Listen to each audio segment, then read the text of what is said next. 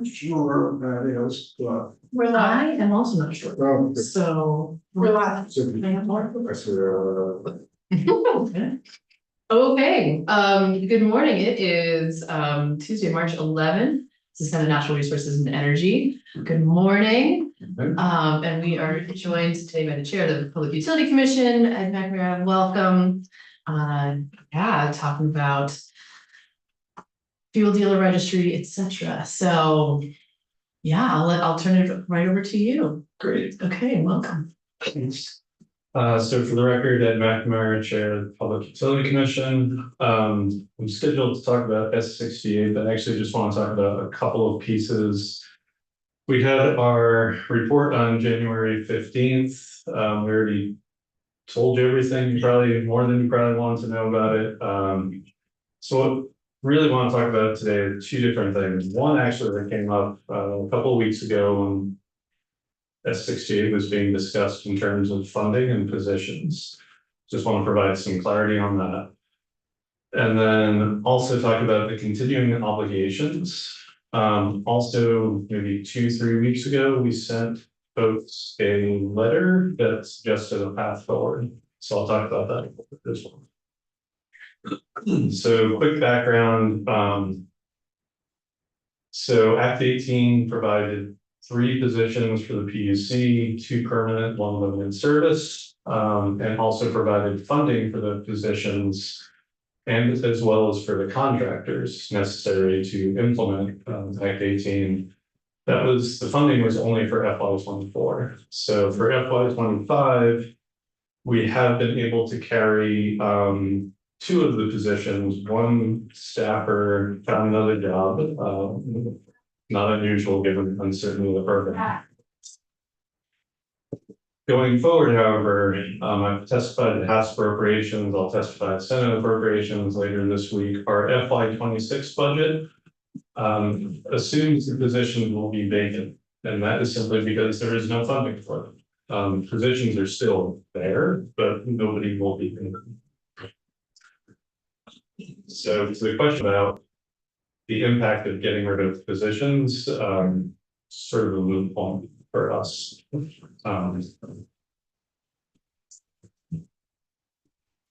Also, so I don't know if there's any questions about funding positions or anything like that. I'm sorry, I walked in late. I literally was talking about Medicaid cuts with the secretary, so I'm sorry. Can you just repeat what you just said about the positions, whether it's a big deal or not for you all? Sure. It is not a big deal for us. Funding, we have 3 positions. 2 of them are currently filled. Funding for the positions was only provided in FY24. We're able to provide some funding for FY25.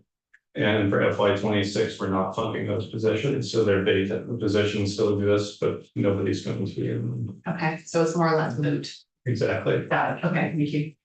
Great, thank you. Any other questions about this particular point? So just to clarify, to make sure that I'm clear, we don't need to include it if we were going to not move forward with the clean heat standards.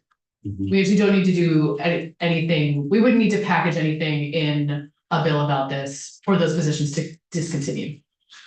Because you're going to do it through your budget. We're going to do it through our budget. I honestly am not good enough about the admin component of, I know there's a little bit of budget that we carry for the admin or for vacant positions, just we have to pay ADS. Oh, right. Even though those positions don't exist and they don't have, I don't quite understand. Okay. How that works exactly, but that's not our primary concern. I'll just say that. Okay. Great, perfect, thank you. Yeah. So a little bit of background on continuing obligations associated with Act 18. So Act 18 was unusual. It required us to propose rules, but required a full action by the legislature to actually implement the rules. So the rules do not appear to be going forward. There's some components though that exist outside of the rules, and primarily registration.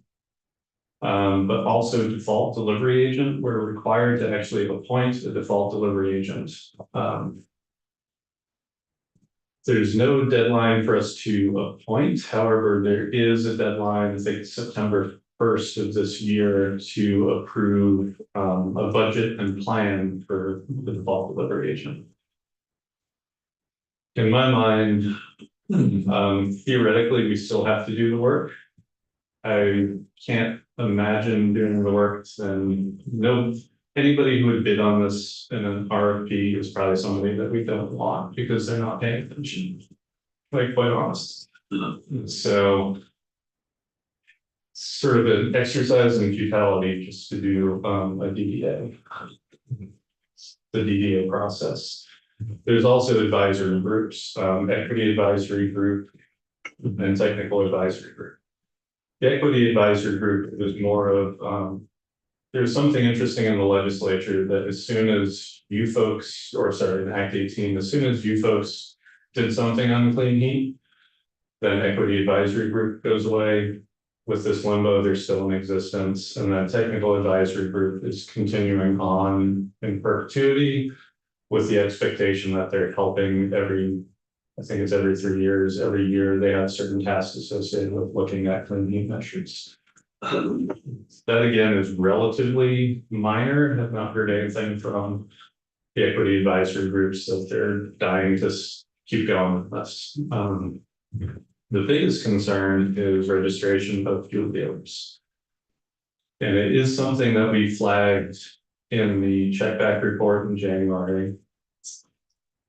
What we found, the definition of an obligated party under clean heat standard is basically anyone who imports fuel into Vermont for end use in Vermont. It's very different than most of the things that we do, where it's essentially who's selling something within Vermont. So the import piece, what we found is we did the first year of registration, we got a lot of incomplete data. And it really matters, and sorry, I need to back up. The registration obligation is on all fuel dealers, regardless of whether they're importing or not. So if they import, they have to register. Even if they don't import, if they just buy from a wholesaler within Vermont, they still have to register. So two different components, but the obligated entity piece is really important because you have the Venn diagram doesn't quite fit. And in terms of the obligated entities, it's very difficult. I had no idea of the complexity of the heating fuel market. I'm very much used to the electric, where wholesale and retail, extremely bright line. One's regulated at the federal level, one at the state level. It's incredibly clear where that line is. You get here, and the wholesaler is also a retailer who might then import from New Hampshire, potentially sell into Massachusetts, some of that oil into Massachusetts. It's extremely difficult to actually track. And the other problem that we had is finding independent data to actually know if we have all of the registrants that we need. So in other words, we have tax department data that we can look at. Tax department data is only for fuel sold within Vermont, doesn't get into import or anything else.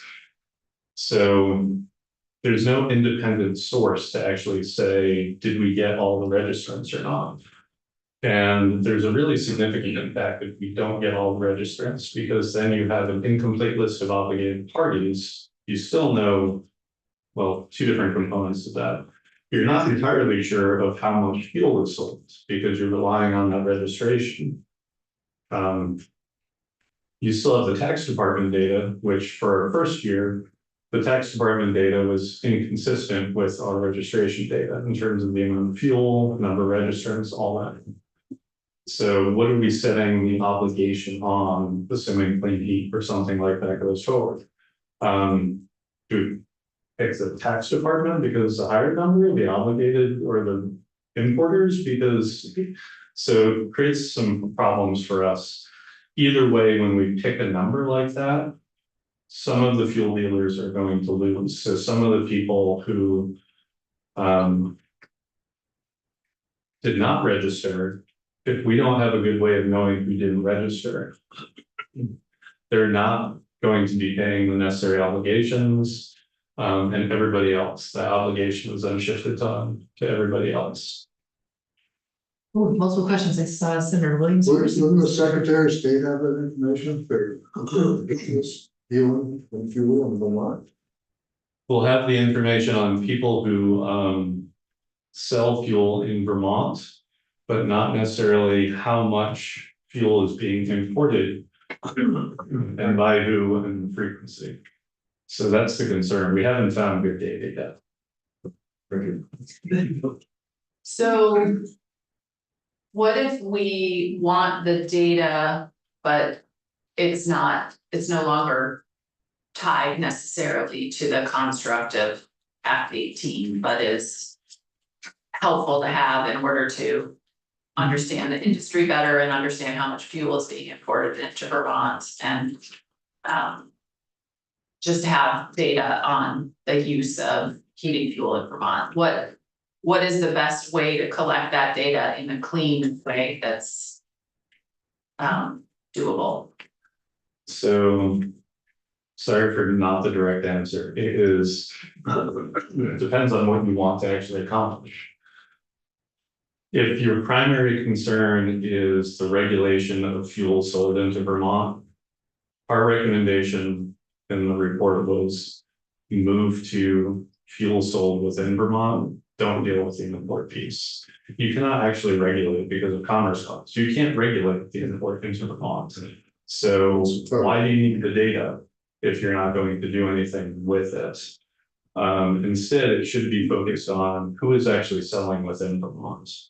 To me, the import piece might be interesting to know, but in order to have good information, you all are going to have to figure out how to fund us to actually provide somebody who can then track and say, and be calling up people of like, hey, it looks like you did this, and then following up with potential litigation, potential fines. It's a lot of work to sort of create this from the ground up if there's no independent source to look at. If you have, like, for example, the tax department is already collecting the information necessary for the fuel tax. So who's selling fuel within Vermont and what are the gallons? Using that data, like, I'm not sure what you need beyond that, quite honestly. I'm open to us doing it. However, we need the funding to actually do it. And also we need direction as to what information you're looking for and why. I strongly caution, just because we tried to do the import data, we should continue that. I don't see the usefulness of that at all. So can I follow up? So just to go back to the analogy with the sort of energy electric market, don't we, and I'm still learning all this, so like, don't we know how much electricity is coming into Vermont from Hydro-Quebec and from? Yes. So we do know, even though, and it is I mean, you guys regulate the import of energy into Vermont. And how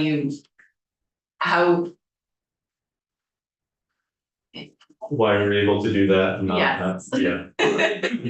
So part of it is just physical infrastructure. There's 5 or 6 tie lines, in other words, transmission lines from Vermont going into other states, one into Quebec, 2 actually in Quebec. So we can look, and actually there's meters, so you know exactly how much is flowing on each of those meters. So the possibilities of import export are actually significantly smaller. The other piece too, you have 125 years probably of regulation of the electric industry. Significantly different when you actually have folks who we can go back and look at reports from 50 years ago and know that. And not only that, but if there's a gap, there's sufficient information that we can, if one utility doesn't provide the information, you can look at 50 years of history, you can look at the weather, you can look and you can give a reasonable approximation of what that was, of what their usage was, where they would have imported it and all that. My understanding is that fuel prices in New Hampshire versus Albany can completely change. And so year by year, you actually don't know where they're getting their fuel dealers are getting their supply from. That's my understanding. I don't have a lot of Well, so just to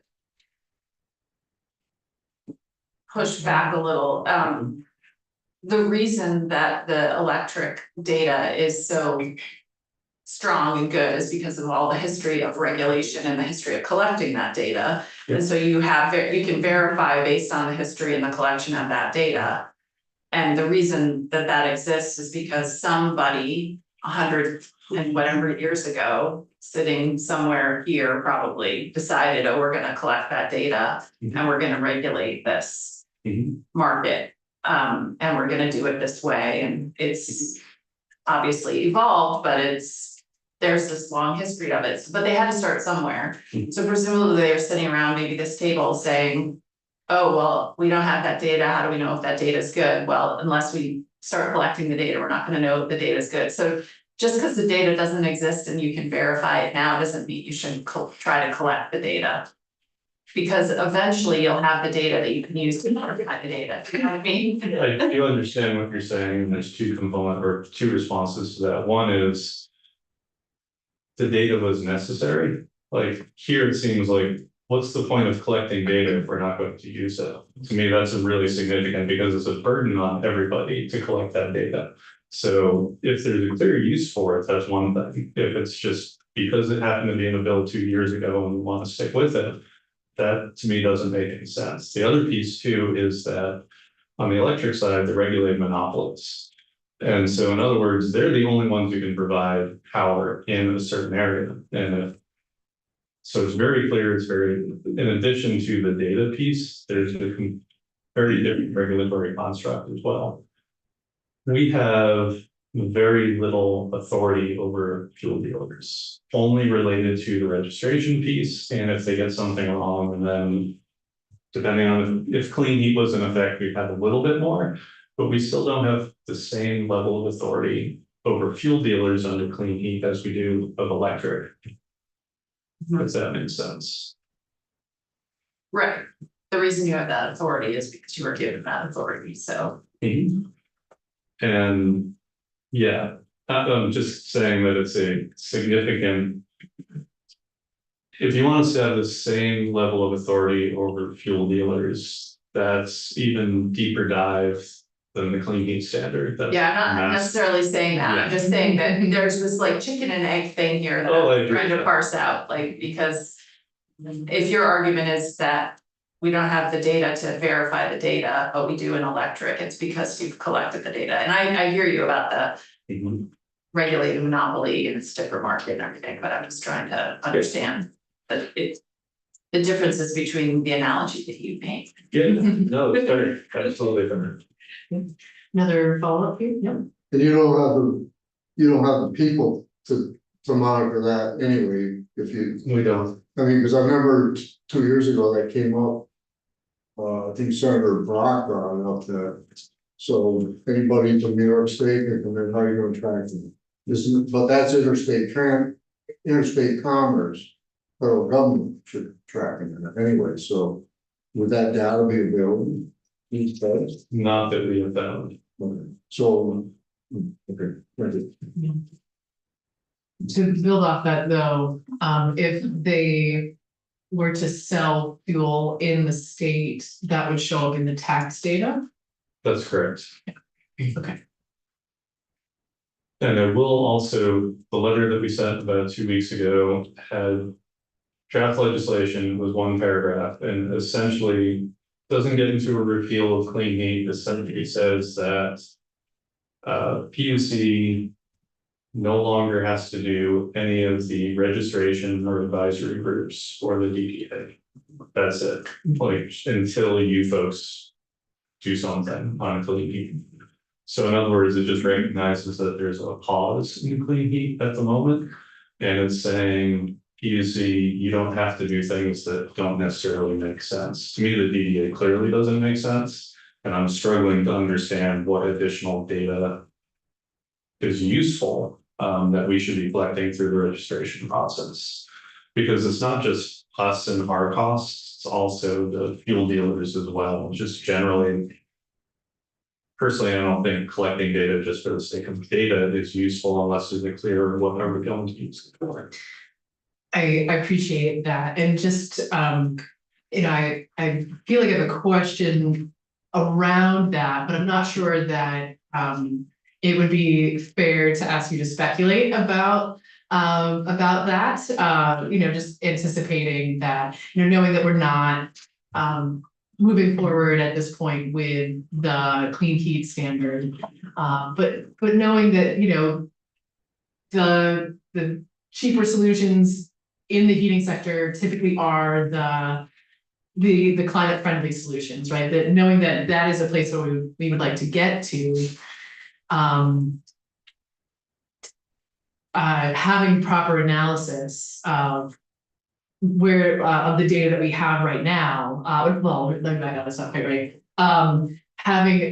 Having quality data around what is happening in the fossil fuel industry right now, I'm just gonna say it out loud, would I think be useful in the analysis of any potential future legislation. Don't know what that would be, but thinking about how we help people get to that cheaper, more sustainable future, seems like that would be a useful end. So having even just that history, right? Like being able to point backwards to say this is what it has been over time, I think will be useful. I guess I'm saying it so that maybe I'm not asking you to say it necessarily. If you have comments on that, that's welcome. Yeah, so first off, we actually said in the report, you could implement clean heat standard just on the retail within the state. So to me, this request is not actually undermining clean heat in any way. It's simply it changes who the obligated parties are. And it changes it in a way that is more fair in terms of making sure everybody who's actually obligated is truly obligated, that we've caught the whole universe of folks who are selling within Vermont. It's complete data.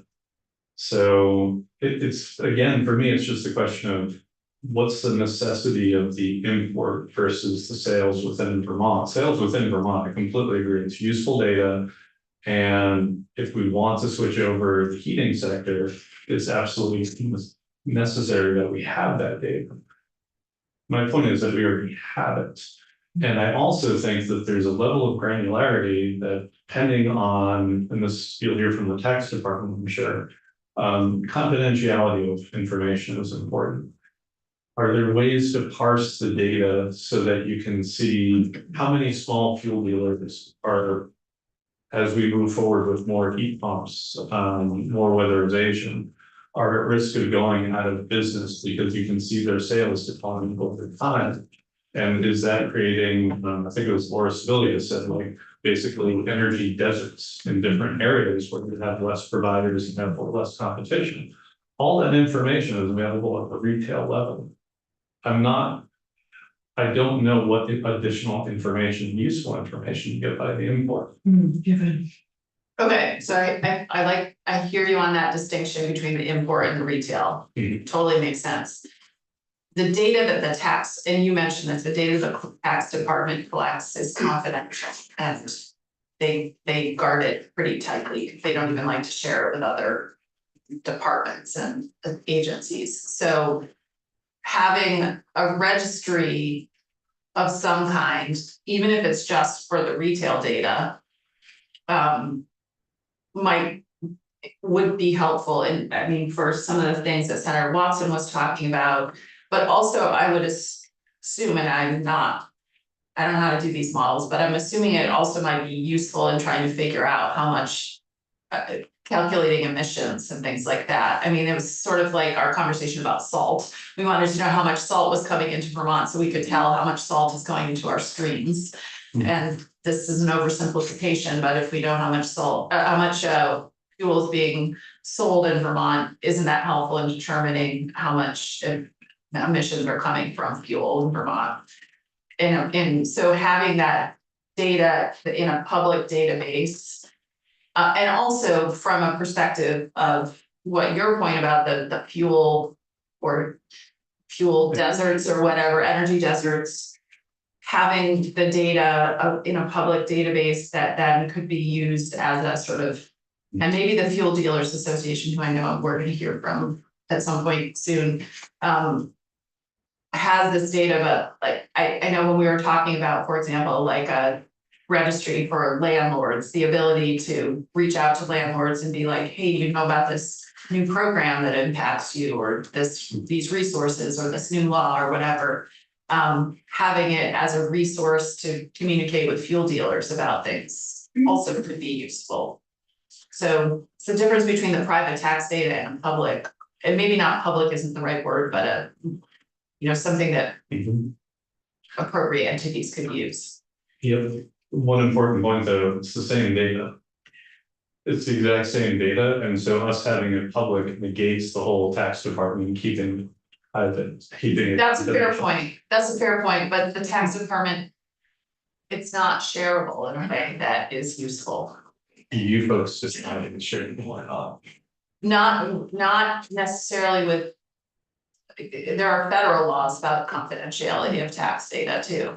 There's some, I'm just saying, if tax department cannot release that information, then I don't see how we could either, simply because we're a different agency with a different name, it's the same data. Well, it's not the same data, it's the, well, maybe I just, yeah. I have a thought that might help potentially resolve it, I don't know, but one of the things that you talked about was the need for verification. And so if the data was collected through some kind of modified fuel dealer registry, so that that data was, I understand that there are parts that the fuel dealers may want to have continue to be private, that maybe, but could be available in aggregate, things like that. But that the tax data, which mirrors it, could be useful in terms of verification.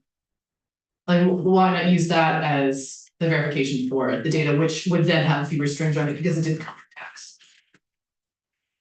Sorry, I'm not understanding. It sounds like we're collecting the same data independently of tax, but it's still the same data. Indeed, that is what it's suggesting, but there are fewer strings around the privacy of that data because it didn't come from tax, but you can use it to verify. You can use tax to verify the data that you have. Does that make any sense? Maybe it's duplicative, but well, it's duplicative, but also it undermines the rationale as to why is tax holding that information confidential in the first place? If it's the exact same data sets, one is public, one is not. Either we're potentially violating federal law by keeping it, if it's federal law that's preventing you from telling the tax department, just make it public. And by the way, I'm not commenting on the policy pieces, there's economics associated, it's a competitive market, and I'm sure that Ms. Dakota can explain why fuel dealers want that information confidential. But I guess for me, it's still coming down to, do we need duplicative data? Even if we have duplicative data, can we release it if there's federal laws on that would prevent us from doing it? And the other piece too, in terms of the analysis, it's possible for other agencies to actually look at it. Whether it's us, Agency of Natural Resources already gets aggregated data to do their greenhouse gas inventory every year. They know how much is sold. It's the granularity that's important, and that I think is what is the level of granularity, and would you want an agency to actually look and do analysis without making that information public? So in other words, getting to it's, for me, it's Yes, well, been saying the same thing. No, that's fair, and that's fair, then it's helpful to. Know what the sticky parts are, particularly in terms of who's analyzing it. And what level of granularity is useful and how, yeah, so thank you. Did you, okay, go ahead. Yeah. We're not. I mean. I only wanna know those numbers, those granular numbers in aggregate. Mhm. One time you get in trouble with the tax department is when you wanna know it. By filer. Yeah, Right, in aggregate, I don't see what the problem would be. Yeah, I mean, This will be, sorry. that's sort of what I was, and maybe we need to hear directly from the tax department about what they can release and what they can't. Because this came up in when I've worked on data that's associated with eligibility for social service programs, and saying, oh, couldn't it be easier to just figure out who's eligible for school meals program before we made it universal by just getting the tax department data, and tax was like, nope, can't do that. And that is because it was individual filers. And so I guess it's a question of what they can release and what they can't release and what they're comfortable with, and maybe we should just hear directly from Yeah, them about it. We do have them on the schedule, I believe, for tomorrow. They're still waiting to. Oh, okay, we hopefully will be hearing from them tomorrow, I assume. We shall see. Do you have a question? Yeah, go ahead. Just a point for my simple mind here. If you create a fossil fuel desert because of the fishing systems coming in. And those small dealers dry up. Vermont's not a very big state. And I live on the New York State border, I see fuel dealers from New York State trucks coming through all the time. So keeping track of the greenhouse gas emissions is the goal. You're not gonna be able to do that if you can't keep track of how much fuel's coming into the state. Yeah, those folks are supposed to be paying a tax, and so that's the. Collecting the fuel tax. If they're selling it in Vermont, Yeah. so if you're buying from a New York State dealer. And I suspect they are. Would be a violation of law. And I will say, what I'm talking about is very much PUC centered, and the tax department may have completely different, and so I just want to make space for that, and I also understand. I'm talking more about duplication of data and duplication of work by not just the commission, but also the fuel dealers as well. And we're not weighing in on the confidentiality of the data. We simply don't have enough information on that. Great. Okay, thank you so much. Really appreciate it. Thanks. Okay, super. And so next up we have Mr. Magda. Welcome. I think this is your first time in this iteration of the committee, yes? Yeah, so do you know everyone, or would you like to do a round of introductions? Oh, you do know everyone. But perhaps not everyone knows me in my new role, if I may. Go right ahead, and if you know everybody, then we'll let you introduce yourself. For the record, my name is Matt Coda. I own a firm called Meadow Hill. We provide advocacy and management services to nonprofit trade associations. We don't represent a businesses, but business organizations. Where we have 10 different clients, in where there's relationship to this committee, the Vermont Retail Grocers Association, the Motor Fuels Division, I lobby for their gasoline diesel fuel. VEDA, which is the Vermont Vehicle and Automotive Distributors Association, which is the car and truck dealers in Vermont, the retail dealers. Vermont Fuel Dealers Association, which is the oil, heat, and retail association that I used to run, but now I just advocate with them. P-Gain, which is the Propane Gas Association of New England, they sell propane across New England. The Northeast Park Patio and Barbecue Association, those are the entities that manufacture, service, and sell implements that you might use for cooking, both electric, wood, and gas. and the Heating and Cooling Contractors of Vermont, which is a trade association of the people that you call to fix that thing in your basement or the air conditioning in order to make it work. We also train over 1,000 heating techs every year as part of that organization. I also run a charity called the Split Ticket Fund, a heating assistance charity. I also serve on the Climate Council. I was appointed by the Speaker of the House in October to be the fuel sector representative on that 23-member body that's helping design climate policy and developing a climate action plan or renewed climate action plan, which will be released in July. And I also serve the Equity Advisory Group and the Technical Advisory Group designing the Clean Heat Standard, which led to the check back report, which you had a testimony on back in January.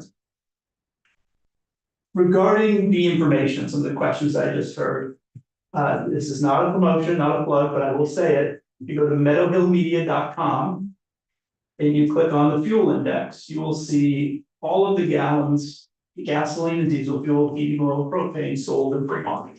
You can track it by month, and every month I try to update it.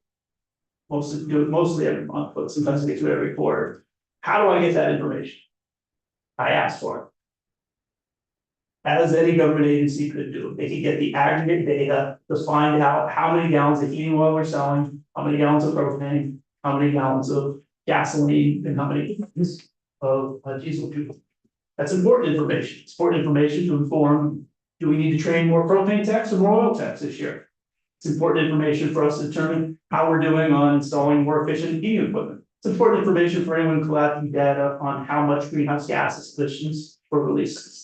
It's because of the work in Senator Watson, your work in this committee 2 years ago, that we created a more robust system of collecting that information, ensuring that when we divided what data we pay, we collect, the state of Vermont collects from the tax rolls, that we divide between propane, heating oil, dyed diesel, and kerosene. That was really important that this committee, the previous iteration of this committee, and House Natural Resources Committee, Energy Committee, did to instruct the tax department to collect that data. So we know more definitively now that what's happening with heating oil sales.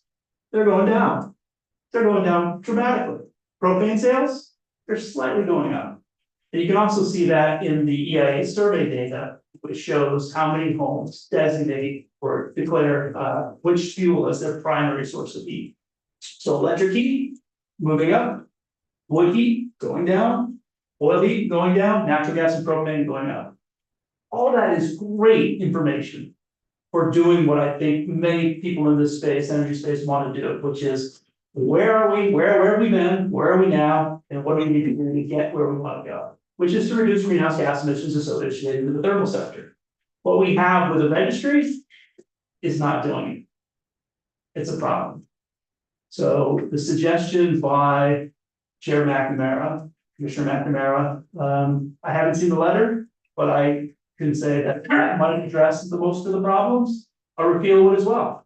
That 668 would repeal. If you look at this registration, the first ever clean heat registration as required by law, you're gonna see a lot of grocery stores on it. Why do you see a lot of grocery stores on it? Well, the number one reason is because when we designed Act 18, it was to address thermal emissions in the residential, commercial, and industrial sectors. Residential, commercial, industrial sectors includes all uses of heating fuel, even when it's not used for heat. So if you sell a 16-ounce canister of propane in a Coleman camp, you put a little fixture on it and heat up your cup of noodles or your tea when you go camping, you are, in fact, if you buy it in Lebanon and bring it into Vermont, you are, in fact, an individual, a fuel dealer, required to register violations of Consumer Fraud Act with a $10,000 maximum penalty. It's absurd. They'll never be enforced, but it's on the books right now because of Act 18. If you are a hardware store or a grocery store and you're selling propane in a canister or kerosene for lamp oil, you are, in Vermont, a registered fuel dealer. That doesn't make a lot of sense. What does make sense is tracking the gallons sold for ultimate consumption in the state, which we have through the tax department. Through the 2 cents per gallon fuel tax, we know definitively, at least those that are paying the tax, how many gallons of propane are sold every month And we know on the 25th of the month, for the prior month. You know, how many gallons of heating oil, how many gallons of kerosene, how many gallons of biodiesel, which is used for off-road purposes, such as the farm equipment or logging equipment, or trains. What we don't have is the list of companies that pay into the system. That has value. That definitely has value. What we don't have is the exact amount of gallons each company sells. No, that's protected, just like you can't ask someone how much they paid in their income tax, or ask how much my neighbor paid. The same thing is trade secret. However, a list of companies that sell fuel in bulk in compliance with FGR 615, which is the form we fill out on the 25th of the month to pay the fuel tax, certainly makes sense, but not by the Public Utility Commission. So we would support efforts to repeal the clean heat standard or the relevant portions of it, which is the registration, the hiring of the bulk delivery agent. And I think you can do that a number of different ways. Thank you. Thank you. So I have a couple of questions for you. So when you say that you ask for this data, can you tell me more about what it is that you ask for and when do you ask for it? So every month I send an email to the tax department and I ask for, You ask the task force. You don't ask them individually. Sorry to interrupt. no, so Middle Hill Media Mhm. publishes the fuel index. On the fuel index, it includes the information on heating oil and propane sales as collected by the tax department in aggregate. Anyone can ask this. If a reporter was in the room, he could ask for that same information, all publicly available. Not individual company sales, but in aggregate, how much propane did we sell in January of 2025? Hold on, let me write an email and I'll tell you in 10 seconds. Right? On the it's even easier on the gasoline side. The gasoline side, because gasoline, the excise tax on gasoline and diesel fuel is collected by the Department of Motor Vehicles. There, they have built a system where I can just click in and get it immediately. Not only that, I can tell you, because they've done it for so long, I can tell you how much gasoline was sold in January of 2023 or 2020, whatever. You go back in time and it pushes it out as a spreadsheet. It's a great resource for a person like me who tracks gallons on behalf of the different trade associations who are interested in that data. And something else that you said was that something we don't have from that is the list of who those players are, and that has some value. Could you speak a little bit more to that? So I think and I've been around a bit. So this is my 21st year working inside this building, 2 as a reporter, 19 as an advocate. And I don't want to speak for anyone, but I think I know what you're after, which is you want to be able to track how much fossil fuel people are burning. I mean, I don't want to be presumptuous, but I think that is the end goal. It's not to figure out how much fuel company A brings in from Albany into Bellows Falls and then moves to Walpole. It's to figure out how much 650,000 of us are burning from year to year in order to heat our homes or heat our water or cook or to drive our cars. That's what we're after, right? I think that's what we're after. And the best way to get that is not through the PUC, by making these grocery stores register their 16-ounce canisters they're selling, or to track that gallon as it's sold from Walpole, New Hampshire, to Bellows Falls, Vermont, then resold, and then sold again, and then delivered in North Adams, Mass. That makes no sense at all. But that's what we task the PUC to do, is track that carbon molecule as it crosses the border, is sold and then resold again, and then leaves the state. We would argue there's no value in that. Go ahead. Is there a way to parse out residential versus commercial usage? Under the current tax system, no, Senator Waters, that there's not. There is EIA data, so backing all this up, the tax department information gets you down to the gallon. Before we had this information, you always had the Energy Information Administration, which is a part of the Department of Energy, collecting survey data, which does parse out commercial versus residential. So I can tell you with some assurance that propane, commercial versus residential is this, and heating oil residential versus commercial is that. but it's based on estimates, so that it's about zeros at the end of that number. But basically, we sell about 90 million gallons of heating oil in Vermont every year. And about 30% of it is commercial. On the propane side, we still actually sell more propane than we do heating oil, believe it or not. We sell about 100 million gallons of propane, about 40% is commercial. Propane has a lot of uses in businesses. It's used for snow melt, so we don't use so much salt. Right? If you go to Stowe, you don't see salt on the road, but you do see on the sidewalks, clean driveways, because there's propane heat underneath. Used for pool heating, used for cooking, where heating oil is generally just heat. So just almost as an exercise at this point, but looking at the graph, I'm looking over Scott's. And you see heating oil going down. One of the rationale for the Appropriate Act Center was to, as that goes down, there's a sort of fear that it's going to be people with less ability to switch that far as it gets down toward, goes down further, they're going to be still doing the same thing that's more expensive. And while people who can afford to are going to have made the switch. Any thoughts about how we can help, if we're not going to go forward with the cleaning standard, how we can help people transition who are otherwise maybe the ones left paying more, while people who can afford to make the switch are paying less? Well, Senator Vargas, let me just say, while heating oil is going down, it is still the dominant source of heat. It is how a majority of Vermonters, and will be heating with heating oil or some version of distillate. Whether it's biodiesel or heating oil, we'll be using it for 50 years. The equipment that's going in today is far more efficient than what went in 10 years ago, and it's lightning years more efficient than it was 50 years ago. Diesel fuel will always be a part of our, I believe, always be a part of our essential fuel, because same diesel fuel that powers those trucks, that moves goods in and around the United States. It's the same fuel that we put in our tanks that runs our oil burners. So we're gonna need this fuel for a long time. We have equipment in these homes.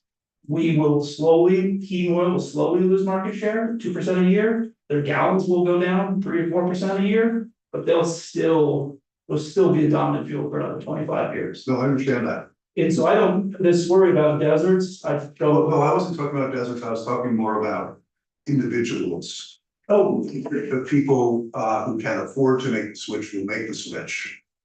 And the people who can't will still be burning the potentially more expensive, more vulnerable, and won't be able to afford to make the switch. I'm just wondering if you have any thoughts about how, if we're not going forward with this, do any thoughts about how we can help people make the transition? well, I would say heating oil prices have gone down this year. I would say that, so volatility is a good thing. When it goes down, not a good when it goes up.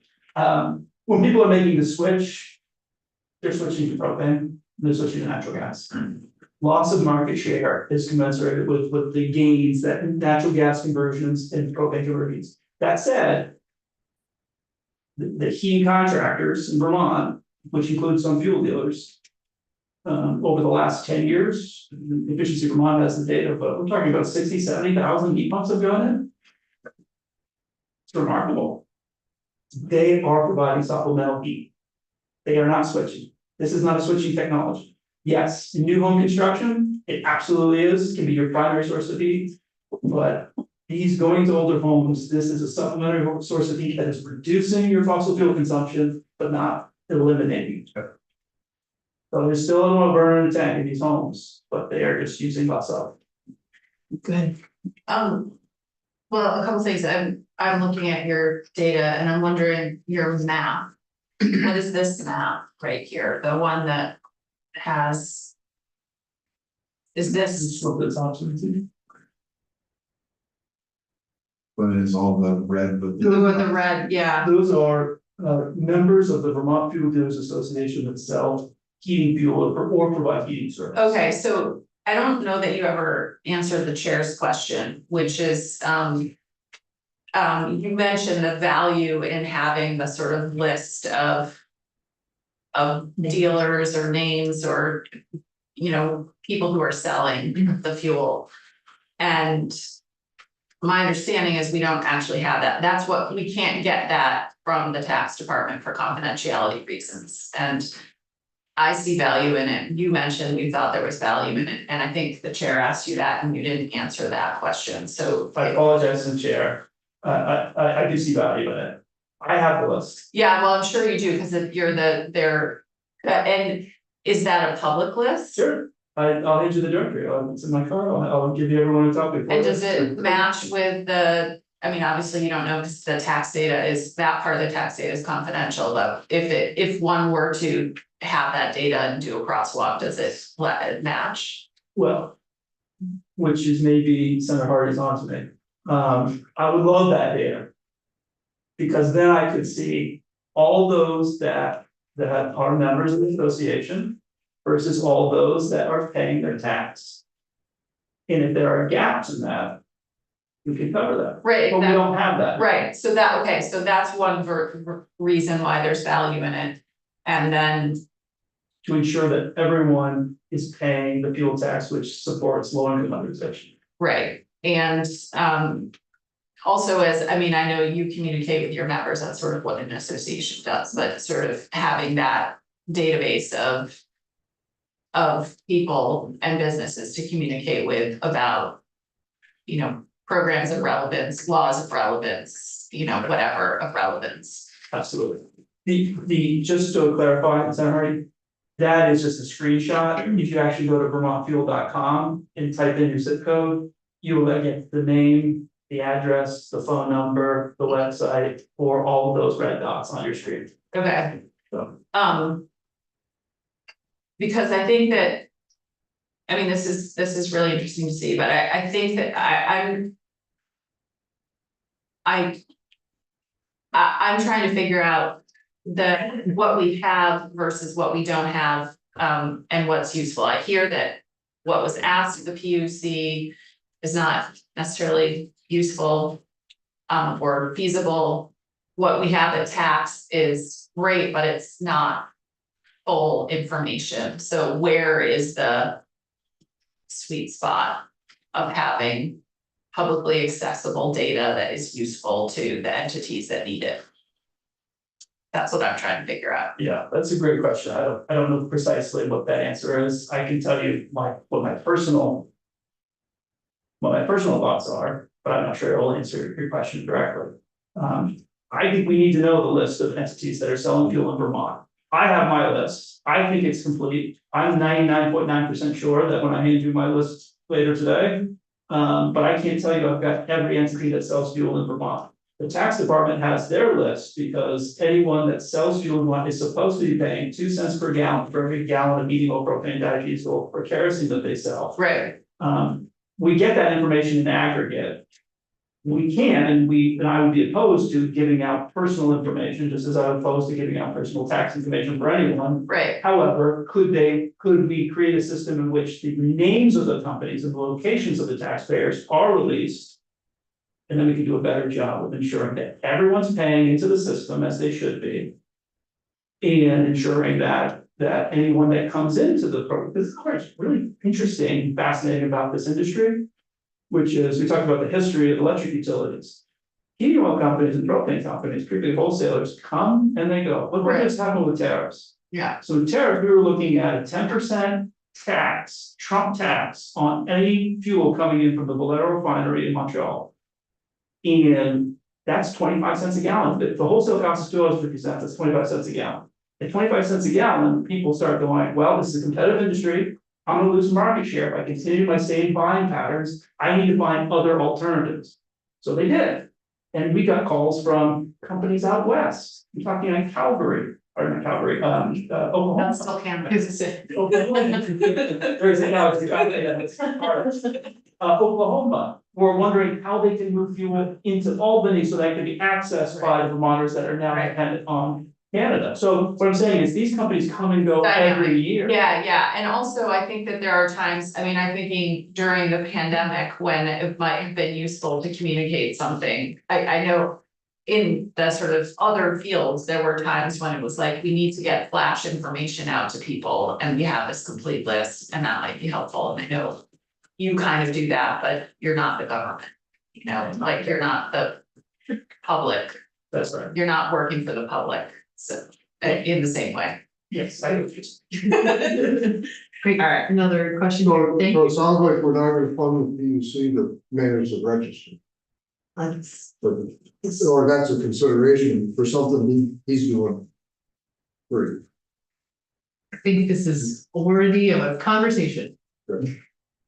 It's about the data, I mean, you know, the data is, if it's good for everybody. And it's well, just collecting everything. Yes, go ahead. So, Matt, as I understand it, there's these two different categories. You have heating oil, kerosene, and diet-diesel, that's all in one. Can I clarify? Yeah, yeah, So in 1990, the Vermont legislature, 35 years ago, passed the gross receipts tax on fuel and propane okay. for the purpose of funding low-income weatherization. Started out as 0.5%. And then in 2011, it changed to 2 cents a gallon. It used to be on Form FGR 615, you just simply added up all the gallons of fuel, whether it's diesel, kerosene, heating oil, propane, and then just added 0.5 to it, 0.05 to it, multiplied it cents then. Then they changed to 2 cents, but we didn't change how it was structured until 2 years ago, when the work from this committee and the Senate Energy Committee recognized that there would be value in dividing those products up. So since so for the past 18 months, we do have data on heating oil versus propane versus diesel versus Yeah. kerosene, but we don't have it all the way back to 1990.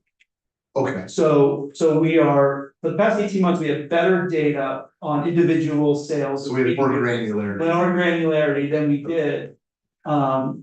And frankly, I was very supportive and very happy that that happened for the taxes. Now, what did they have to do? They had to change the form. They had to update their form and I suspect 5 years from now, when I'm here, I will be able to look back at that 6 years and show you what has happened with propane sales, what's happened with kerosene sales. I mean, I have thoughts, I think I know where these sales are going, but I'll be able to see it in official government data. See, good data, look, official government data is helpful. For lots of reasons. Well, that will be very helpful. I mean, I just look at that, I mean, heating oil and diet diesel, generally speaking, are for different uses. I know they're Absolutely. Okay, I mean, we could have two that are flat here, and the third might be declining much more rapidly than this graph might indicate. I don't know which one's in speed, but They could be doing different things, so. Yeah. Is the, that's right. Yeah. And the other thing that's really important to keep, I know it's not in this bill, but if I may. Like tracking gasoline gallons, really important, as we're talking about how we are.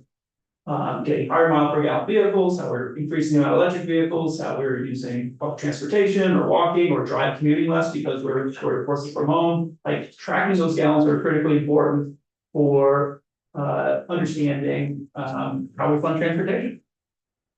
Do we not do that? No, I do that. The transportation department does that, but I just think that using these resources, this is me saying, having the entities that currently collect it, and I think do a good job. Now, could we push them to do a little bit better job or do it slightly differently? Sure, but having the Public Utilities Commission collect this data, to me, that's not part of it.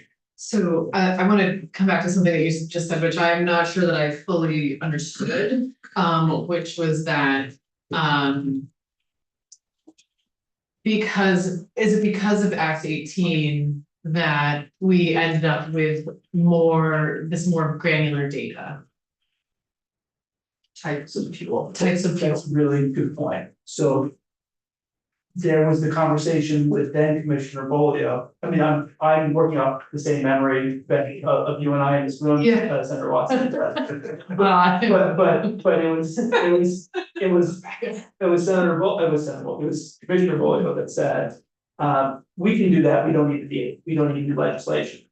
And I think the conversation, or maybe it was in your community, Senator Baumgartz, when you were representative, which said, do you need us to write legislation to encourage you to do this? And Commissioner Bolio, again, working off memory, said, no, we can do this without legislation.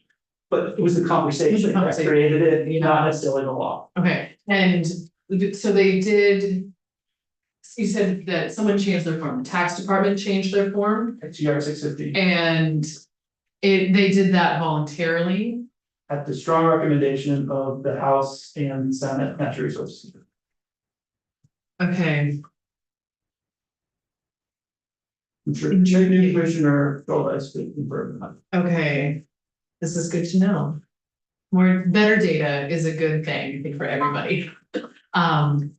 Okay. And good to know that they sort of changed it of their own, at the strong encouragement of the House committee. Okay. Any other questions, follow up with Mr. Cohen? Great, thank you so much, really appreciate it. Okay.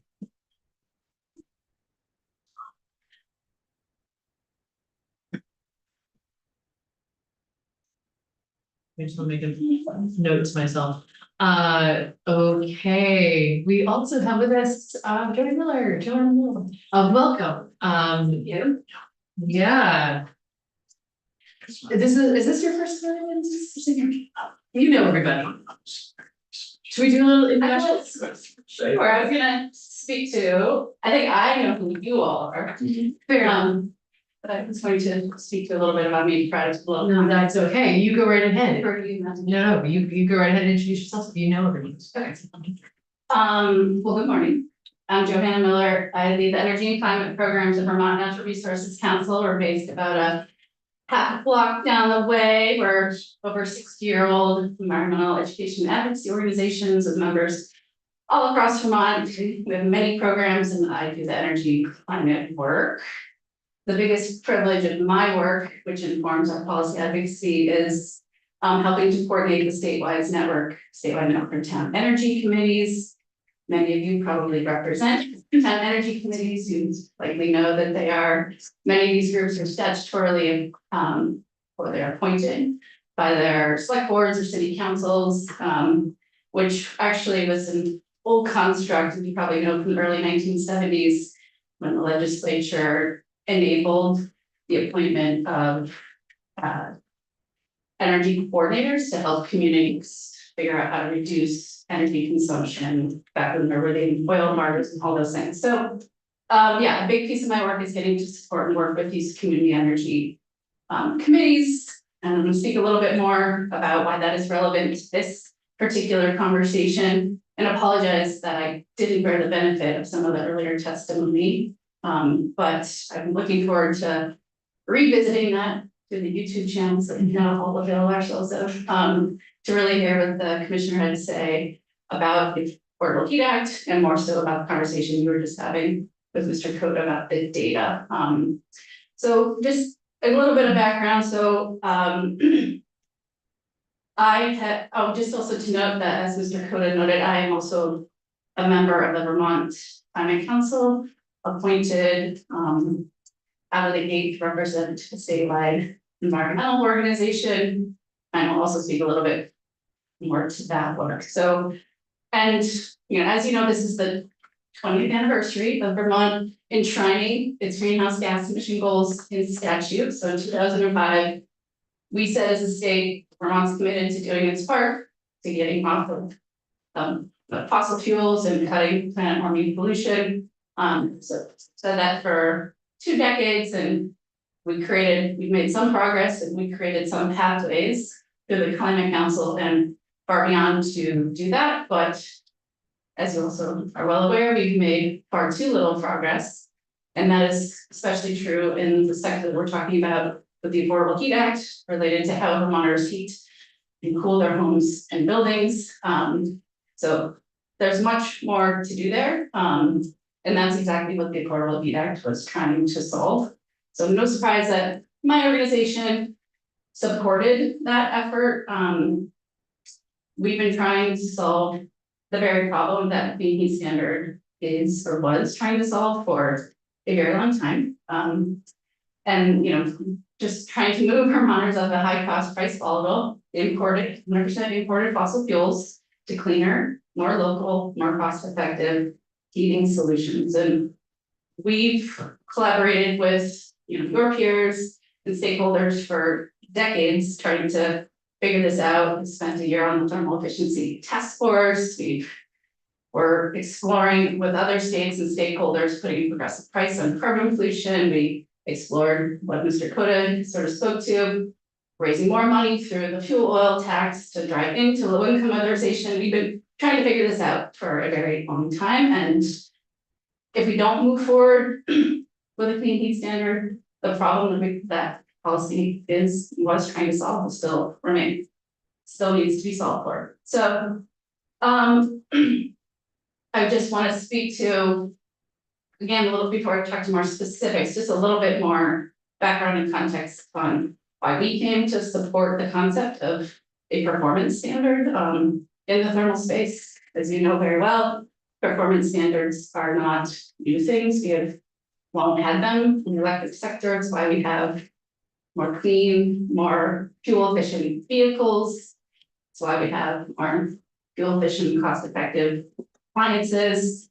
But what we've been trying to do in the clean heat, with the clean heat standard and in the thermal sector is new, although it's gaining traction. Other states are exploring it. But it was just for a little historical context for those who may not have followed this closely, it was a well-considered policy concept that, former chair Tim Briglin, former chair of House Energy Committee, really helped lead on, put his shoulder into. The concept sort of germinated with a team of energy experts, including Neil Lunderville, the head of Vermont Gas Systems, Rich Howard, former PUC commissioner and international energy expert by day, Jared Duvall and other members of the Energy Action Network and many others, myself included. And that work really also helped to inform the conversation at the Climate Council as we were developing the first climate action plan. And after we recommended the clean heat standard as sort of the overarching policy tool to drive reductions in the thermal sector in a cost-effective and equitable way in line with the climate science. So that was the #1 recommendation actually of the climate action plan and through the Climate Council as a tool to reduce pollution in the thermal sector. Which, as you know, is about 30% of where our pollution comes from. So just to provide a little bit of framework, and again, it was intended to serve as an umbrella under which all the really good efforts underway across Vermont, many debated here in this legislative body, would live. So its intent was intended to serve as something that would add up to our progress. So, but based on the needed deeper analysis, that you all commenced through the Public Utility Commission, through the leadership and expertise of the Technical Advisory Committee, Equity Advisory Committee. It may not be the moment to advance this particular policy. That's clearly what you're considering before you today. But I do just want to underscore whether or not you decide to repeal or what happens related to this policy, we will still remain in the same moment where I would say that the cost of the status quo is not serving Vermonters well. As you're probably well aware, when Russia invaded Ukraine, that happened. The cost of #2 fuel oil escalated by over about $2 a gallon in just the span of a year. So just to say that what we're doing now is high cost, unpredictable, unsustainable, all when there are like cleaner, more cost effective solutions at our fingertips. So again, the policy that you're considering for clean heat standard, clearly nuanced, complex, also controversial. But sometimes just wanting to underscore that doing hard things is imperative. I mean, we have a multitude, unfortunately, a growing multitude of very complex, I would say, interrelated challenges. And that includes how we afford and help everyone afford to stay warm while getting off fossil fuels because of the fact that the climate crisis is real, increasingly costly and consequential to real people and real people's lives. So I would just also say, I'm just grateful that Vermont is not scared of doing hard things. Harkening back to, we were creative problem solvers. We still I appreciate still have a working democracy in the spirit of collaboration. And so getting up to hard things and figuring that out is really important. We've done it before. You remember, many of you may have been involved in the creation of Efficiency Vermont back in 1999, which back then was controversial and complicated. Lots of concerns about high costs and consequences of doing that. And Vermont did it. And we set up the first in the world statewide efficiency utility that has delivered billions in savings to all Vermonters. So we did that work, it's serving Vermonters well. And again, informed by my very close work with our efficiency utilities and at the local level, the resource of Efficiency Vermont and our efficiency utilities at VD and Vermont Gas are really important to communities who are doing the hard work of partnering with the state of Vermont to figure out how we reduce fossil fuel consumption, help Vermonters access and afford more cleaner, cost-effective energy resources. So in short, we have been and we must be focused on energy affordability, predictability, moving Vermonters at a high cost, price volatile fossil fuels without a clean heat standard or without some overarching policy that makes that progress certain and systematic and cost-effective and equitable. We're still going to be tethered to the high cost status quo, and I would say still need to figure it out. So depending on what you decide in terms of conversations reporting with the repeal, I did just want to underscore one critical element that we were just talking about that I do believe is fundamentally essential, and I really hope you can figure out, which is, you know, to support the work at the local and regional level.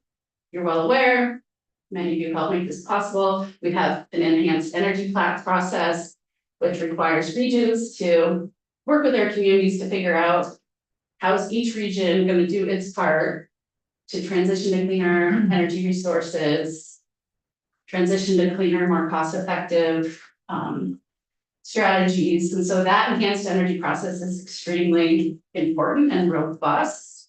And I've worked with many regional planning commissions who are deep in that work, have been deep in that work, many communities who are deep in that work, trying to be partners in progress to their municipalities and figuring out how do we do this well, equitably, affordably. So really important, and yet we are hindering their ability to do that well because they lack access to the data that will undergird those plans in the thermal sector in particular. That's exactly what you were just talking about. I heard just a little bit of it, including a little bit of some of the things you're referencing, Senator Hardy. I just want to underscore sort of the import to support and more accurately inform and then empower our communities and our regions to develop the best plans with the best thinking, but based on the most accurate and full set and suite of data. We need some type of fuel registry or some way to, at a more granular level, really have that data available. I can't tell you how many forums or webinars or conversations I've had with community groups or regions that are like, we get this, they're asking Efficiency Vermont for this data. You know, Efficiency Vermont, we have access to the electric data because we've required our electric sector, we've regulated them, and they are, that is serving us well. So that data is publicly available and far more granular and really helps to undergird sort of energy plans and the progress that we want people to make based on the best and most current information available, and we just fundamentally lack it. So I think that, you know, just in the conversation with an RPC leader, you know, it's impossible to gather the data on delivered fuel use if we don't have that from the fuel dealers.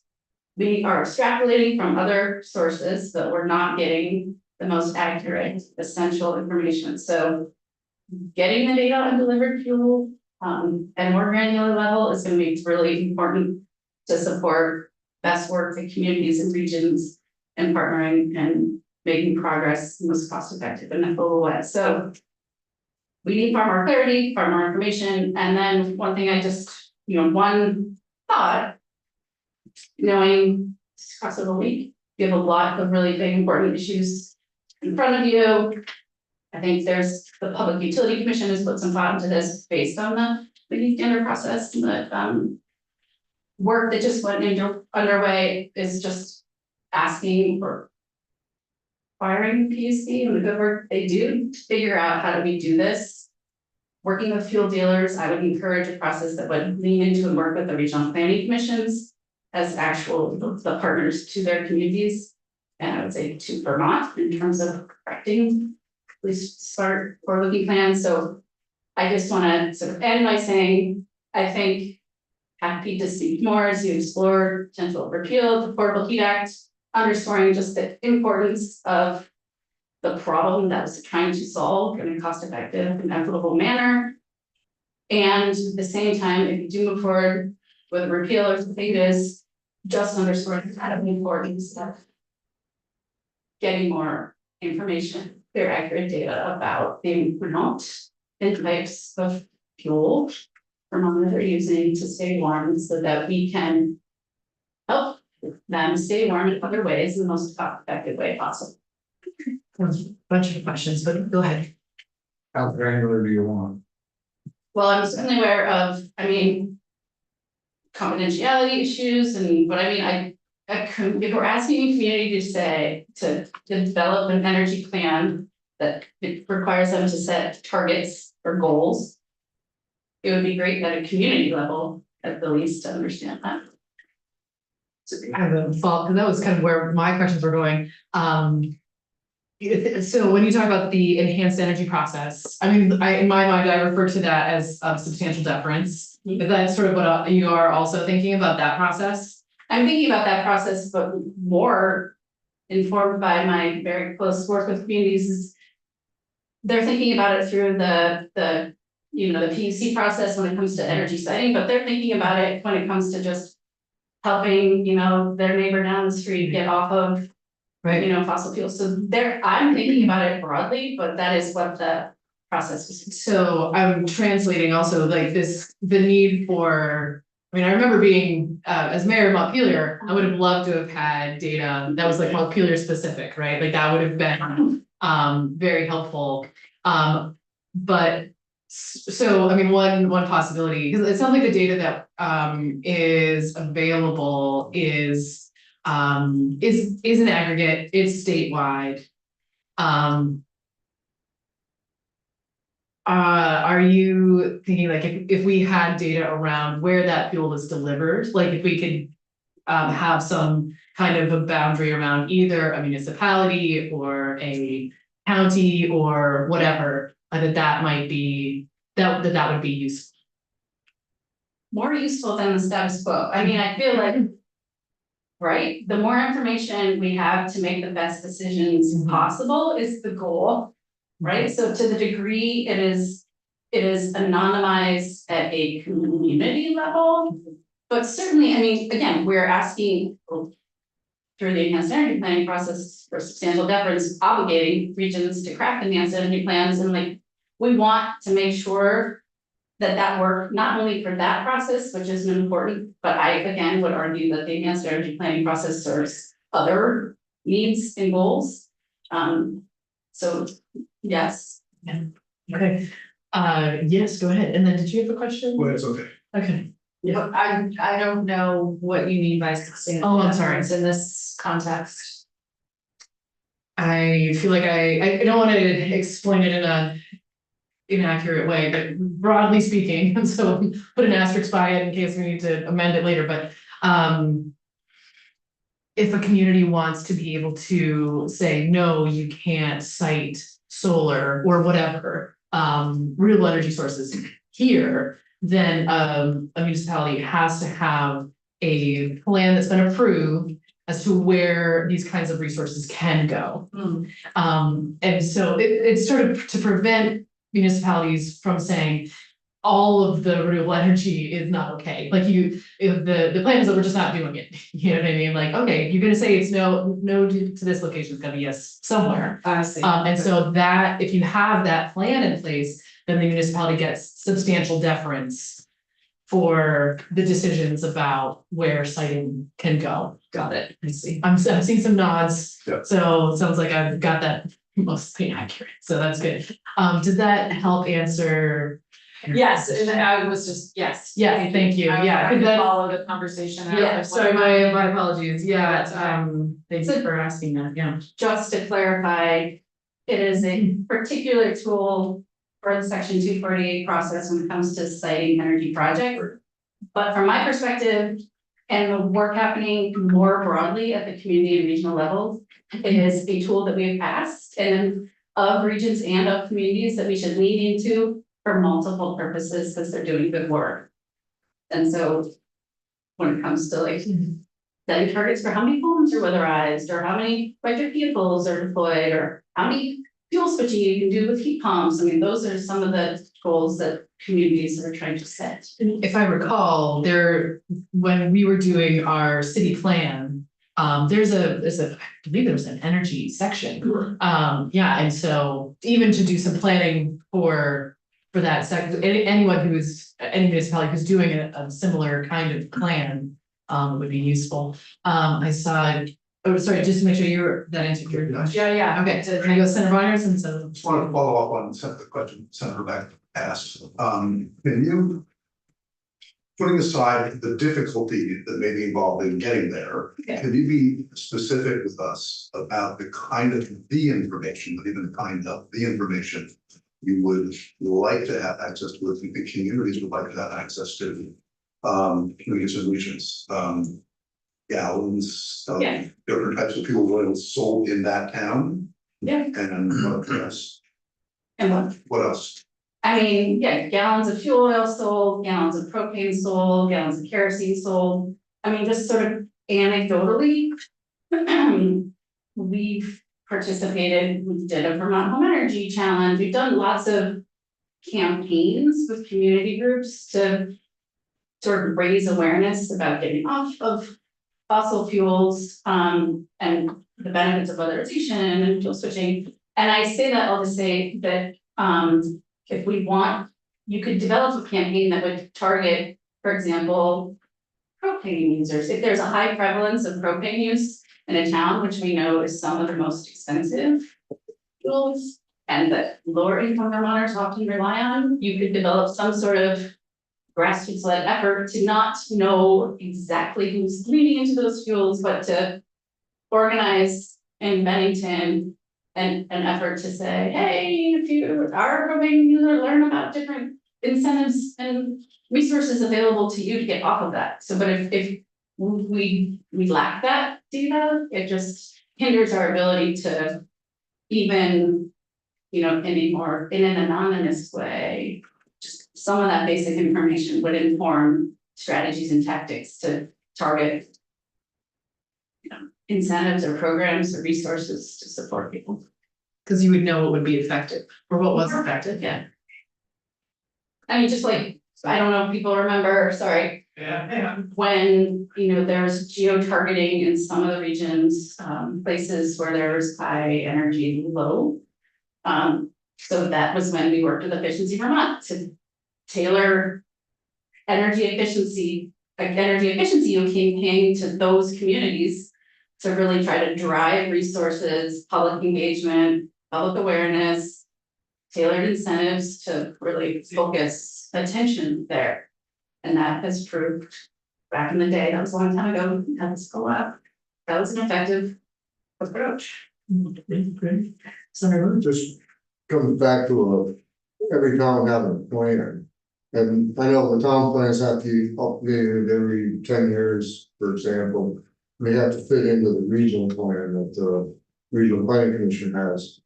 I was on the regional committee on the regional planning commission, and they would have a 248, a solar project coming in. And then everybody would show up and say, well, that's prime ag land, we don't want that. Well, if each community had their energy plan cited in the town plan. That had somebody had identified that as not a place to put it.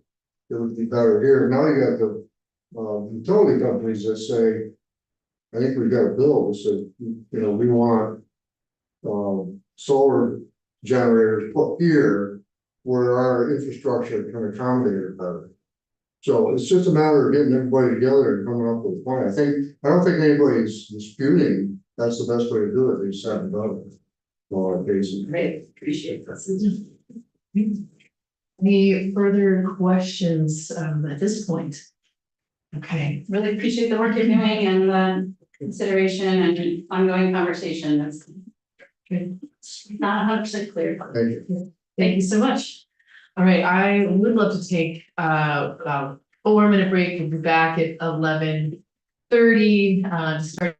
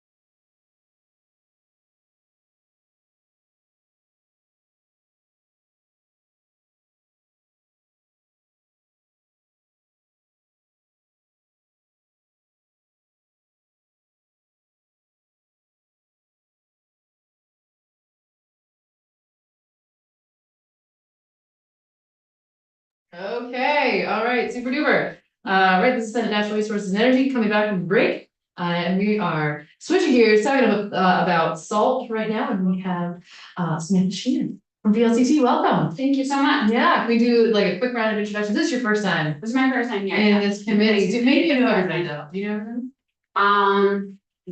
We'll do Let's do it. Let's do introductions.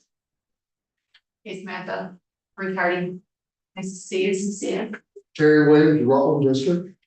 And Washington districts. Seth Lombard from the Bennington Senate District. And Scott back down. And you've met our committee assistant Jude. Great, super. And for the record, I'm Samantha Sheehan. I'm the municipal policy and advocacy specialist for the Vermont League of Cities and Towns. And I live in Hancock, Vermont, in this district. We're just talking about town meeting. Oh, nice. I'll start with a very quick frame up of what VLCT is and what it is that we do here in the legislature. So VLCT represents every Vermont municipality, all 247, including yours, the town or city that you live in, as well as all of those that you represent in your Senate districts. It was established in the 60s to serve and strengthen local government in Vermont. Advocacy is and has always been a big part of the endeavor of VLCT as an organization. But over the years, we have also grown a menu of direct service programs that VLCT provides to all municipalities. So we have educational workshops for local officials. For example, we had a workshop recently on the new changes to state tax sale law, or the changes in the state law for how municipalities navigate municipal tax sale. And over 200 local officials attended that with our attorneys. We provide comprehensive insurance coverage for municipalities. I think at this moment, we insure all but 2 municipal governments in Vermont. They use private insurers. We provide confidential legal guidance from experienced municipal attorneys through our MAP team, Municipal Assistance Center. We operate the New Vermont Municipal Data Project, so we often with advance notice can help you receive real facts and data from the municipal level. And we help various state agencies and sit on many legislative working groups, some are task forces in representing municipal perspective. So go ahead. Yes. Just a clarifying question, so comprehensive insurance coverage. Right now, VLCT is not providing a health insurance option for municipalities, or they are? We don't, I don't believe we offer health. Okay, Yeah, all right, workers, general liability, those types. okay. Mutual dams, public infrastructure, Okay. but not health insurance. We also have a new municipal operations support team. This is really good to know about, I think, for every legislative committee. This group of staff are long experienced municipal specialists in the areas of finance and grant management, project management. And together they assisted all 247 municipalities with their ARPA compliance. And they are funded by a $1 million time limited USDA RD grant, and have in turn helped Vermont municipalities capture millions and millions more in funding for various funding stacks for public projects over the last year. We develop our policy positions, our policy priorities through a member-driven process that happens along with your biennium schedule. So the summer before biennium, we have member-driven policy committees in a variety of issue areas that work together to make a list. It's like a 15-page list of municipal policies that then all voting and present members of the LCT vote to adopt the fall before the new legislative biennium. And then the VLCT staff, myself and our executive director, Ted Brady, work to consolidate those and sort of identify what we think is the most urgent priorities on that list, as well as the most likely to sync up with the legislative priorities for that session. So that brings us to what I'm here to talk to you about today, which is S29, the chloride contamination reduction program, or the proposed effort to voluntarily reduce the amount of salt on roads and sidewalks applied by municipal and commercial applicators. So I want to say first that municipalities are very much aligned with efforts to reduce the environmental impacts of chloride application, as well as the ongoing and increasing expense that comes with spreading salt. A lot of Vermont's town officials spend a lot of time, energy, and money figuring out where to buy salt, how to buy salt, where to store salt, and the best way to apply it to roads and sidewalks to make sure that our public infrastructure is safe for everybody to use. In looking at the bill as introduced, we feel strongly that the program must be voluntary, both for municipal applicators and for commercial. Of course, many Vermont towns and rural communities rely on commercial applicators. They don't have the Department of Public Works. We believe or acknowledge rather that additional support for the implementation of such a program would improve compliance. I'm aware you've received testimony from South Burlington. They've done a really great job with their program in that community. But there is an increase in cost and resources needed to adopt some of these more intensive methods and new technologies that will help reduce salt while maintaining safe road conditions. We'd like to note that New Hampshire differentiates. There's a clear distinction in their green snow program for commercial applicators as opposed to municipal. My reading of the materials available for their municipal program is that it is more sort of advisory and collaborative in nature than regulatory. And it sort of has enhanced assistance for municipalities to make a long range plan to reduce salt application rather than prove that they have done so.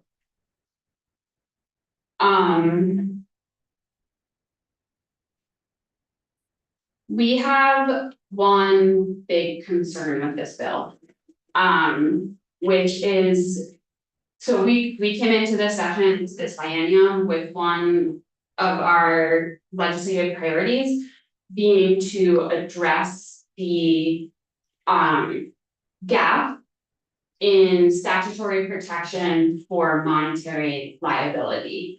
So in 2011, the state legislature took action to institute a monetary cap for state liability and chose not to do so for municipal governments. And this is despite the fact that in successive court cases over some decades, the court has actually articulated that this is something the legislature should do, that the sort of practical result of not capping the monetary liability for municipalities is a reduction in public services and the sort of risk of municipalities' ability to provide a variety of public services. So we are asking simply for the same cap that the state has. You know, right now, if you want to go on a mountain bike ride on a legal trail network in Vermont, and you park your car in a municipal parking lot and you enter the trail on a municipal trailhead and you are injured, you can sue the town for any amount of money. If you keep going and the legal trail crosses onto private land that's owned by a homeowner, they are totally protected and there's no liability for the homeowner. And then if you keep going and you go uphill and you get into state forest land, you can sue the state for your injury, But only up to 500,000 per person or up to 2 million for all people involved in a single incident. So we would just like that to be the same.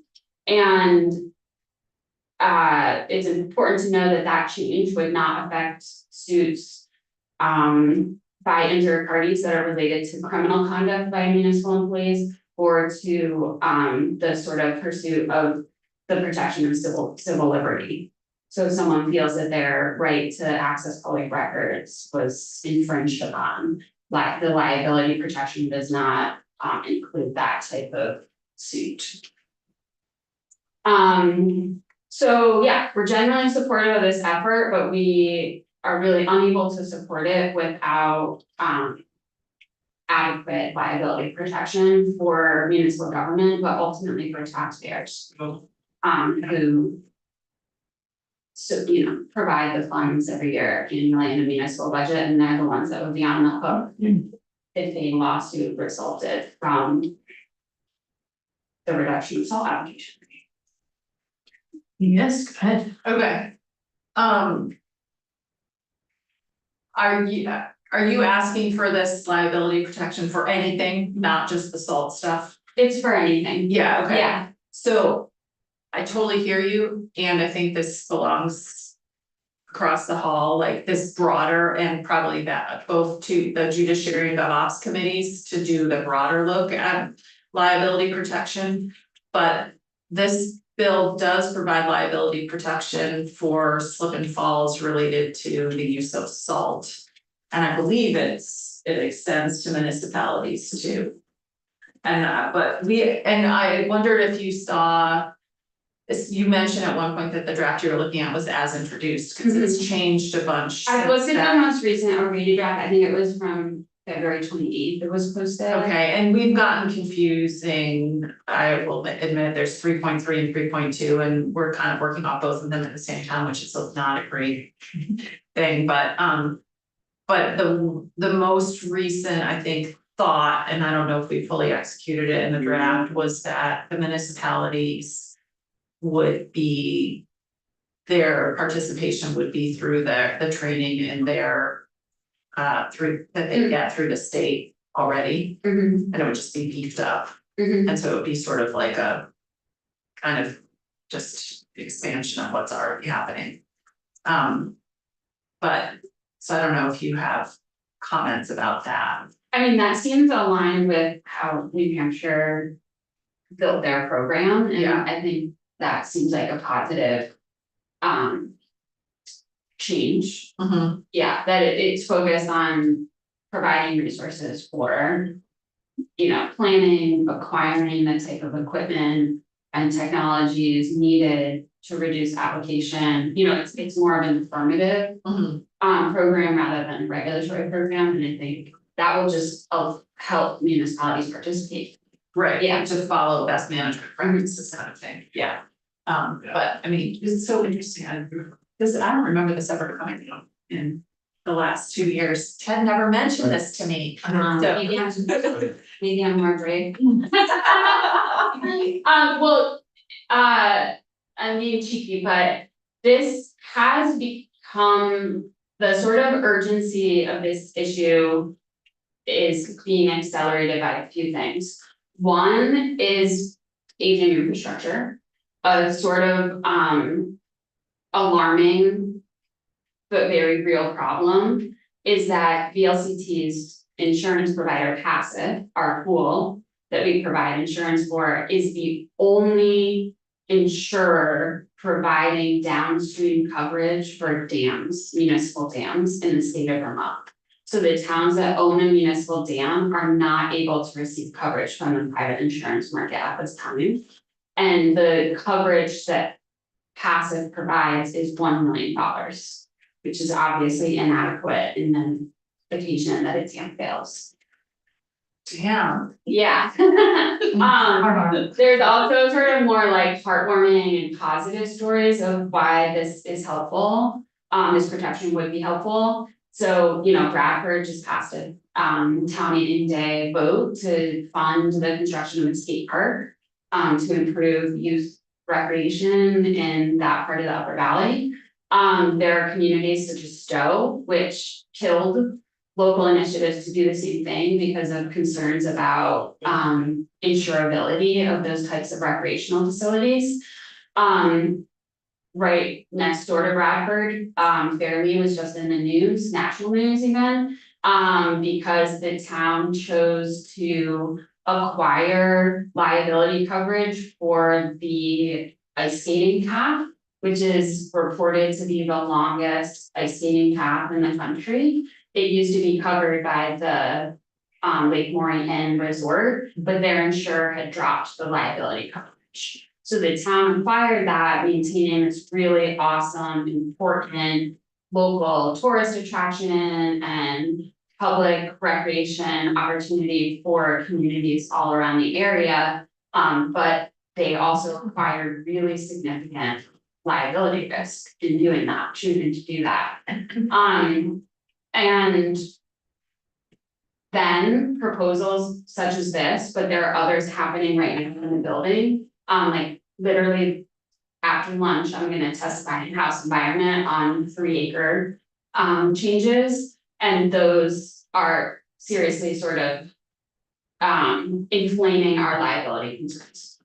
So there are various legislative proposals for new programs and policies that add to the sort of everyday liability that municipalities operate and provide public service under, and we would feel much more eager to take those on with this monetary cap. Go ahead. So probably a question for you, but I was under the impression that municipalities are not required to participate in this. So therefore, why would the liability insurance apply to them? I think that is a good question, and we should clarify that, because I think you're right, like municipalities, we're gonna go through a different path. So I think it would be good to confirm that the carrot that we have, right, the liability protection does apply to that other avenue. It might, but I'm Yeah, I not sure that that's true. I don't know that we have the draft, this part of the draft, Yeah. sort of set. Set, yes. I think I just wanna, I'm not putting words in your mouth, but I just wanna take this opportunity to be clear. We don't feel that liability protection should be a carrot for taxpayers. Like, when we protect the monetary cap for liability for municipal services and municipal facilities, we are protecting the risk, financial risk for property taxpayers. So Yes, go ahead. just to be clear, so it's, I mean, I'm glad to hear this, it's interesting to hear, but it is, I agree, it's for a different committee. The notion of the overall issue of municipal liability. And so here we're focused on the salt reduction. Also that we're trying to, program we're trying to get in place, which is voluntary. And the carrot is that you get protection, liability protection. And so I think the question for us is to make sure that the same thing lines up for municipalities should they choose to participate. And so I think that's kind of as far as we're able to look here with this piece of legislation. I understand that this program is discrete and applies to salt application. The problem for us is that we apply salt on almost all municipal infrastructure facilities. So every ramp into every building, every parking facility, every sidewalk, every crosswalk, every town road. So the majority of the public service, access to public services at the municipal level, almost completely. Access to public services at the municipal level and the maintenance and delivery of public infrastructure necessitates salt application. One question about, I appreciate what you're saying, like, should it be a carrot? Do all municipalities go through the state's road training program? I don't know the answer to that, yeah. Cause in my mind, that's the correlation, right? Like, if you go through the program, then you get this benefit, and if all municipalities are participating, then great, we don't have to, specify?